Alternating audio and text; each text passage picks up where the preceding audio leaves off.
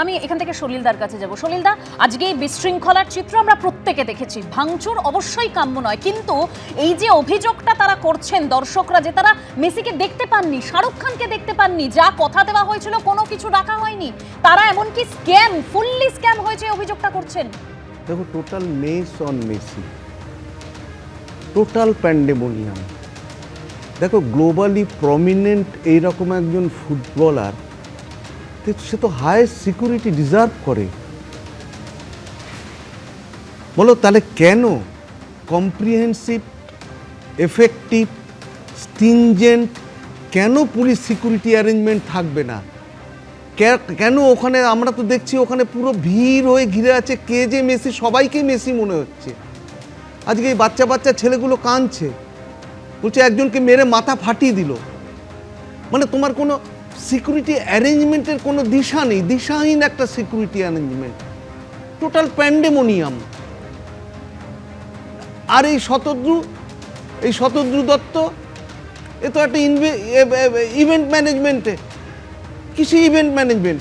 আর মাননীয় মুখ্যমন্ত্রী যথারীতি সঙ্গে সঙ্গে ক্ষমা প্রার্থনা। অবসরপ্রাপ্ত জাস্টিস অসীম রায়কে মাথায় বসিয়ে একটা তদন্ত কমিটি খুলে বসলো, যেমন নন্দীগ্রামে যেরকম খোলা হয়েছিল, 21শে জুলাই যেরকম খোলা হয়েছিল, আজও তার সেই তদন্ত কমিটির রিপোর্ট বেরোয়নি। সব নিয়ে একটা ছেলে খেলা। রাজ্যের শাসন ব্যবস্থাকে মাননীয় মুখ্যমন্ত্রী উনি বাইরে দাঁড়িয়ে আছেন, শাহরুখ খান বম্বে থেকে চলে এলো দাঁড়িয়ে আছেন, সঙ্গে আরও সৌরভ গাঙ্গুলি যারা আছে তারা ব্যাক, তারা ঢুকতেই পারলো না। আর ওখানে ক্রীড়া মন্ত্রী সে ওখানে দাঁড়িয়ে আছে, চলচ্চিত্র অভিনেত্রীরা কয়েকজন দাঁড়িয়ে আছে যেটা শুনলাম আমরা, আর অন্যান্য স্টেট থেকে, অন্যান্য প্রদেশ থেকে পর্যন্ত ছেলে মেয়েরা যারা ফুটবল অনুরাগী, যারা খেলার ভক্ত, তারা সব চলে এলো ভোর রাত থেকে। এবং ভাবতে পারবে না দেবস্মিতা, আমি যখন তোমার এই গেস্ট রুমে ঢুকলাম, I found these two, three boys. They were just sleeping on the sofa set. Swear to my late father and mother. মানে চিন্তা করো, কটার সময় বেরিয়েছে আর কোথায় এসে এখানে ঘুমোচ্ছে তারা। এটা নিয়েও ছলনা। আর বলছে টাকা দেয়া হবে। আর he has not been arrested. আমি প্রতিবাদ করছি অরূপকে। Shatadru Dutta has been detained. এবং ওর কাছ থেকে একটা আন্ডারটেকিং নেওয়া হচ্ছে, টাকা দিয়ে দেবো। টাকা দিয়ে দেবো যেন অনলাইন, ঠিক আছে, অফলাইন, কাতারে অফলাইন, সল্টলেক থেকে শুরু করে, রুবি থেকে শুরু করে সমস্ত জায়গায় অফলাইন। সেই টাকাগুলো কোথায়? মানুষ কি টিকিটটা রেখে দিয়েছে আমার 4000 টাকার জন্য? না, সে ব্যাঙ্গালোর, কর্ণাটকে চলে যাবে, এখন হায়দ্রাবাদে ব্যাক করে চলে যাবে। এ লোককে ছলনা, লোকের সঙ্গে মিথ্যাচার, এ তো একেবারে নিত্য নৈমিত। প্রফেশনালিজম কোথায় পুলিশের বলো? আমার খুব কষ্ট হয় পুলিশের প্রফেশনালিজম নেই, একদম পেশাদারিত্ব নেই। তাই বারবার প্রশ্ন উঠছে, যেটা সলিলদাও বলছিলেন। আমি এখান থেকে প্রাক্তন ফুটবলার ভাস্কর গঙ্গোপাধ্যায় রয়েছেন, ভাস্করদার কাছে যাব। ভাস্করদা, একটা বিষয় দেখুন, বিদেশে যখন খেলা হয় তখন স্টেডিয়ামে দেখা যায় দর্শকদের দিকে মুখ করে দাঁড়িয়ে আছে পুলিশ কর্মীরা। এখানে কিন্তু সেরকম হয় না। যদি পুলিশ দর্শকদের দিকে তাকিয়ে থাকতো তাহলে তো প্রথমেই এই ভাঙচুর আটকানো যেত, তাহলে তো এই পুলিশের ভূমিকাটা নিয়ে প্রশ্ন উঠতো না। অবশ্যই উঠতো না। প্রশাসন গ্রেপ্তার করেছে আয়োজককে, কিন্তু যে আয়োজন করেছেন উনি তো আগে প্রশাসনের থেকে পারমিশন নিয়েছেন। পারমিশন নেওয়ার আগে মাঠে ফুটবল খেলা করতে গেলে এখন কতগুলো নিয়মকানুন মানতে হয়। কোথা দিয়ে লোক ঢুকবে, কোথা দিয়ে লোক বেরোবে, কতজন লোক মাঠের ভিতরে থাকবে, গ্যালারিতে কত লোক বসতে পারে, সব ঠিকঠাক করে নেওয়া হয়। সুতরাং প্রশাসন দায়িত্ব এড়াতে পারে না, প্রশাসনের দায়িত্ব থেকে যায়।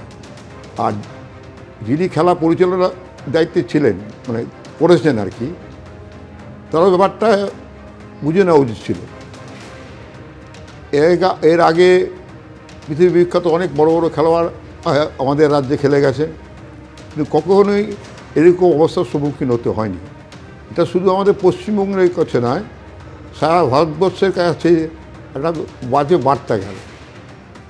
এরকম অন্য দেশের পৃথিবী বিখ্যাত ফুটবলাররা আমাদের দেশে আসবেন কি না দ্বিতীয়বার ভাববে। আমাদের দেশে কে আসেননি? পেলে এসছেন, মারাদোনা এসছেন, রোনাল্ডো এসছেন, কাফু এসছেন, কিছুদিন আগে তার মেথাও তো এসে গেছেন। তখন তো এসে গণ্ডগোল হয়নি, আজকে কেন গণ্ডগোলটা হলো এটা দেখতে হবে। আর একটু আগে পুলিশ অধিকর্তার প্রাক্তন উনি বলে গেলেন যে তদন্ত কমিটি, এই তদন্ত কমিটি একটা ফার্স, এটা কিছুই হবে না। কার বিরুদ্ধে তদন্ত করবে? যে সমস্ত সমর্থকরা মেসিকে দেখতে এসছেন দূর দূরান্তর থেকে, তাদের বিরুদ্ধে তদন্ত হবে? তারা দুঃখে, ক্ষোভে, আবেগে যদি একটা ঘটনা ঘটিয়ে ফেলে থাকে, সেটা তো স্বাভাবিক, এটাই তো হওয়া উচিত। দুঃখে আমরা মেসিকে দেখতেই পেলাম না। এখানে মেসি খেলতে আসেননি, ওনার সঙ্গে আরও দুই বড় বিখ্যাত খেলোয়াড় এসেছিলেন, তারাও খেলতে আসেননি। শুধু চোখের দেখার জন্য দূর দূরান্ত থেকে মানুষরা এসছেন, তারা যদি দেখতে না পান তাহলে তাদের ক্ষোভ থাকা স্বাভাবিক, যে কোনো মানুষের ক্ষোভ আসবে। সুতরাং ওই তদন্ত কমিটি আর বলে এড়িয়ে গেলে চলবে না, প্রশাসনকে দায়িত্ব নিতে হবে। প্রশাসনের দায়িত্ব নিত, তাহলে এগুলো হতে। আর এটা নিয়মই আছে, খেলার মাঠে জলের বোতল নিয়ে ঢোকা যাবে না, এগুলো ঢুকলো কী করে? নিশ্চয়ই প্রশাসনিক গাফিলতা আছে, এটা মানতে অসুবিধা কোথায়? আমি যদি ভুল করি, ভুলটা স্বীকার করতে আপত্তিটা কোথায়? ধরুন আমি একসঙ্গে গোলকিপার খেলতাম, একটু ফুটবল খেলতাম, আমি যদি গোল খাই, আমি বলবো গোল খাইনি, গোল খাই, মানতে হবে। কিছু কিছু মেনে নিলে কোনো সমস্যা থাকে না, এটা একটা বাস্তব। এই বাস্তব ব্যাপারটা যদি আমরা না মানি তাতে অসুবিধা হবে। আজকে যে ঘটনাটা ঘটলো, আমি যদিও লাইভ কিছু দেখিনি, এখানে এসে দেখতে পাচ্ছি, যা ঘটনা দেখছি, এটা ভয়ঙ্কর ঘটনা। এটা শুধু পশ্চিমবঙ্গের পক্ষে নয়, সারা ভারতবর্ষে। ভাস্করদা বলছিলেন যে আমি একটু আধটু ফুটবল খেলতাম। আমরা জানি ভাস্করদার দীর্ঘদিনের খেলার সেই ছবি আমরা দেখেওছি, তিনি কিভাবে গোল আটকাতেন, কিভাবে গোল রক্ষা করতেন। ভাস্করদা এই কথাটাও বললেন যে প্রশাসনকে শুধুমাত্র তদন্ত করে থেমে গেলেই হবে না, প্রশাসনকে দায় নিতে হবে।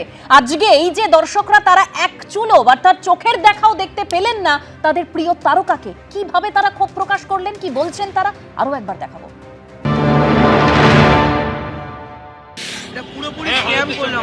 কৃষ্ণনগর থেকে দেখার সুযোগই পাওয়া গেল না। রাজনীতি, খালি সব দিকে রাজনীতি। দিদি দাদা নিজেদের দল খেলাচ্ছে, খালি নিজেদের দল খেলিয়ে চলে যাচ্ছে। আমার 7,000 টাকা টিকিট ছিল। একটা বার যদি ওই গাড়িটায় করে অন্তত পুরো মাঠটা ঘোরাতো, আমরা ভগবানকে সামনে থেকে দেখতে পারতাম। ঘেরা ছিল, তাহলে আর দেখবো কোথা থেকে? কারা ছিল 150-200? অরূপ বিশ্বাস ওদের ফ্যামিলি দালালরা, তৃণমূলের চটিচাটা দালালরা ছিল। এটা কি ফ্যামিলি মিটআপ? দালাল অরূপ বিশ্বাস, এটা কি অরূপ বিশ্বাসের ফ্যামিলি মিটআপ? অরূপ বিশ্বাসের ফ্যামিলি মিটআপ নাকি? আমাদের মতো সব ফুটবল ফ্যানদের পয়সায় আজকে অরূপ বিশ্বাস সেলফি তুলতে এসেছে এখানে। আমরা যেখানে রয়েছি সেখান থেকে একটা বিন্দু অবধি ওকে দেখা যায়, একটা বিন্দু অবধি ওকে দেখা যায়। কত টাকা দিয়ে টিকিট কেটেছি? আমি 11,800 টাকার টিকিট কেটেছি, এক ফোঁটা দেখতে পাই। একদম ছোট্ট, দেখাই যায়নি। 100টা মানুষ ঘিরে আছে একসাথে, 100টা মানুষ। পলিটিক্যাল লিডারদের চামচা আর পুলিশের লোকজন মিলে ঘিরে রেখেছে পুরো, কাউকে দেখতে পাইনি, কিচ্ছু দেখতে পাইনি। I came here from Bangalore to just to visit and see my goat, but there is absolutely disastrous. 2 दिन से यहाँ पर हूँ just to see Messi, and I couldn't even see a glimpse of his. That's a very preposterous. ABP Ananda, এগিয়ে থাকে, এগিয়ে রাখে।